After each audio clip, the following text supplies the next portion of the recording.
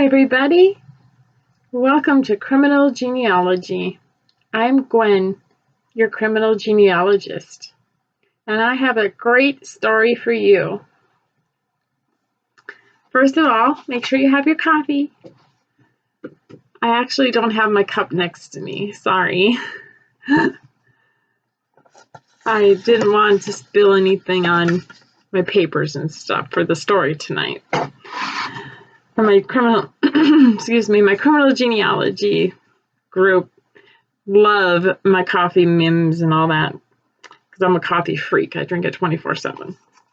So let's get started with Harry Eldridge. Harry was born in 1863 in California. His occupation was a cook. His alias was Harry Lorraine R. Doel, D-O-E-L. He was a career criminal. He started in 1885 when he was charged and sentenced with burglary. And here is a clipping that I found, which is dated the 13th of June. It's dated the 1st of February, 1895. And it's the San Francisco Call. The suspected footpads: Frank Cunningham, Harry Eldridge, and John Hyde. The suspected footpads and burglars appeared in Judge Lowe's court yesterday morning to answer to charges of vagrancy. Neither Frank Miller, Julius Franklin's butler, nor John Sparks, the engineer on Cole and Haight Streets, would swear positively to the identification of the prisoners, as they all had worn masks. So the minor charge had to be made against them. The judge gave Eldridge and Hyde 5 days to leave the city, and Cunningham was given 30 days to prove that he had reformed.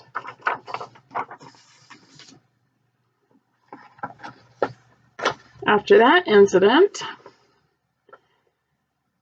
Mr. Eldridge was placed in San Quentin Prison as inmate 11669. He was received April 30th, 1885 for burglary and in the first degree.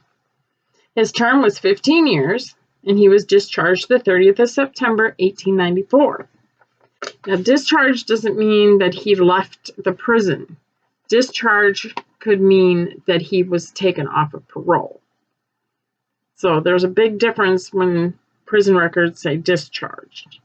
They were just discharged as no longer being a part of the prison system, but they were still on, or they would have been discharged from prison, but not from parole. And here is his mugshot. Looked like he was a pretty handsome man back in his day, huh? Mr. Harry Eldridge. So then he was arrested again and placed in Folsom Prison as inmate 5345 for burglary first degree. This time, the judge threw the book at him, gave him 30 years.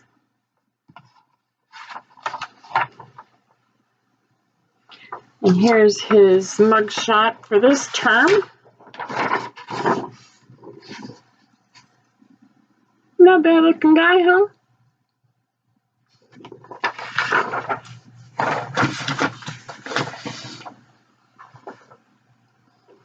So this newspaper clipping from this conviction says this was his third term.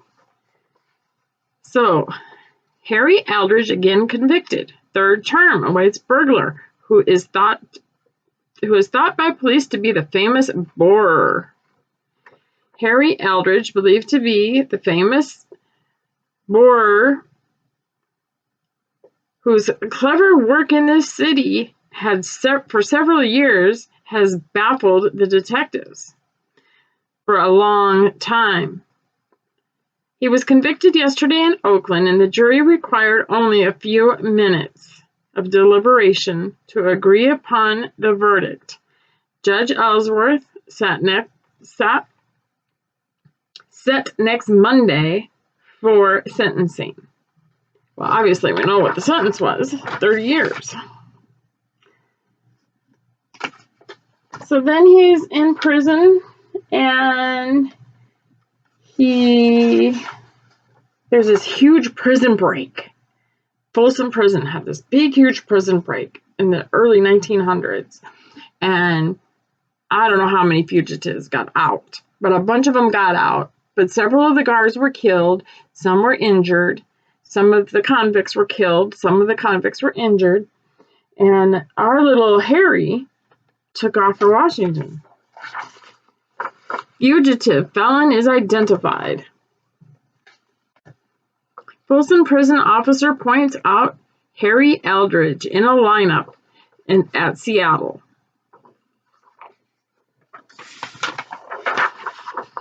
Cotter slayer to hang. Supreme Court affirms judgment of lower court in sentencing of Harry Eldridge. But we're getting ahead of ourselves here, because before he even escapes, he writes a poem about 1903, before he escapes. So 1903, it's in the 1903 newspaper, the Oakland Tribune, dated July 25th, page 12. And it has a picture of him. Starting to look a little old now. And it reads, Tells of Prison Graveyard. Convict Harry Eldridge. Harry Eldridge, the Boer burglar, sentenced recently to Folsom State Prison for 30 years by Judge Ellsworth, has written the following to a pal of his in the county jail here. Eldridge is known as one of the most dangerous of his class in this section of the country, and has spent a greater part of his life in San Quentin Prison.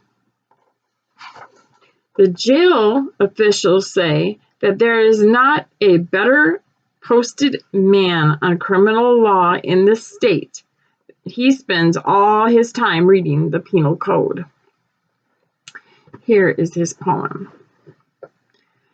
There is an upland field by San Quentin's stream, where the grass grows rank and tall, a place of dread to timid hearts when evening falls. The voice grows mute, the step is hushed, 'tis past with dread, this little spot, where lie the convict dead.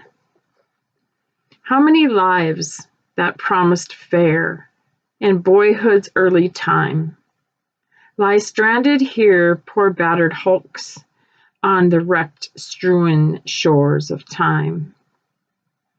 The hope of some fond father, some loving mother's pride, lie there unknown, forgotten by San Quentin's sluggish tide. There are many dear and loving ones in near and far off homes who wait and watch with wistfulness for the ones who never come, who are listening for the footsteps that are forever still, and watching for the form that lies on San Quentin's windy blowing hill. Oh, pray that in our sinful lives they did some deed of love that will balance all their errors in the book of life above.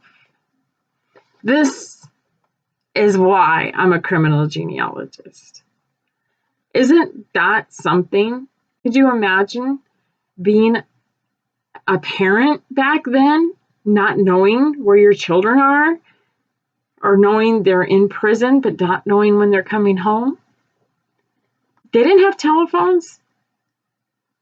I mean, in 1903, there were telephones, but not everybody could afford a telephone. All they had was the mail. And maybe he didn't have postage. Maybe they couldn't afford postage. So there they are, every night sitting on their front porch, on their farmland, watching down the road to see if their loved one was coming home or not. And they never did, because they were buried in the prison cemetery. And the prison cemetery at San Quentin is huge. The state archives went and took pictures of the tombstones, and they are on Find a Grave. So whenever I find one of my criminals that are buried there, I always give them credit for the photo when I put it on my blog page. So Harry was not happy that the judge threw the book at him. And this is why Harry escaped, because he was ticked off. 30 years, that's a long time. And this here says that Harry met in the end and was buried. Oops, I'm skipping a part, sorry. Okay, so they escaped. When they escaped, he went to Mormon Island into the mountains. And then he was captured a year later. And then he was brought back. And this was the last mugshot that they took of him. And this one was Folsom Prison. And I'll insert all these into the video. So this one was taken, he was received back the 4th of June, 1904. And this time it says death, murder in the first degree. So this was the last mugshot of Harry after he returned from his escape and before he was hung. Harry met in the end and was buried in the Folsom Prison Cemetery, dying the 1st of December, 1905, with a rope around his neck for killing a guard during their escape attempt. He has a tree I made on Ancestry and a Find a Grave Memorial. His memorial number is 171952220. Eldridge was a leader in the Folsom State Prison break on July 27, 1903, being a part of the group of 13 convicts who rushed the captain's office and captured the warden and several guards. That's why he was hung.